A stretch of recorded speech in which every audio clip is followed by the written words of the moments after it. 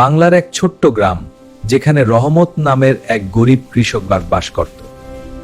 এক বছর প্রচন্ড খরা দেখা দিল, কিন্তু রহমত দমল না। আমি হাল ছাড়বো না। গ্রামের মানুষ তাকে নিয়ে হাসাহাসি করত, কিন্তু আমার কর্তব্য ভুলিনি। ধৈর্যের ফল মিষ্টি হয়। হঠাৎ বৃষ্টিতে রহমতের জমিতেই বাম্পার ফলন হলো। এই যে আপনার টাকার ব্যাগ। ধন্যবাদ রহমত, তুমি খুব সৎ। এটা আমার কর্তব্য। রহমত ভাই বিকামত আপনার মতো করছে। বাবু, একসাথে কাজ করলে গ্রাম বড় হবে। তুমি ঠিক বল, একসাথে কাজ করি। কয়েক বছর পর রহমত আর কেবল একজন সাধারণ কৃষক রইল না।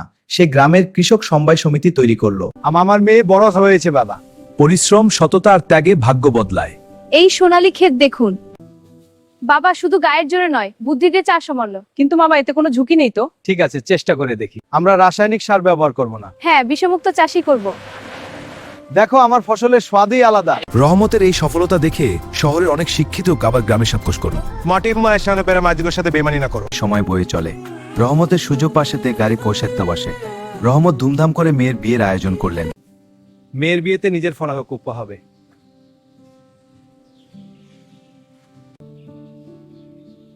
বাবা, আমি গরিব কৃষক, কিন্তু এই ঝুড়িতে আমার মাটাকে মনে রাখবেন।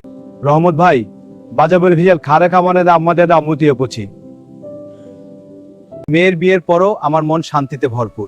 আমি এখানেও গিয়ে সব কৃষক সবজি জোগাড়।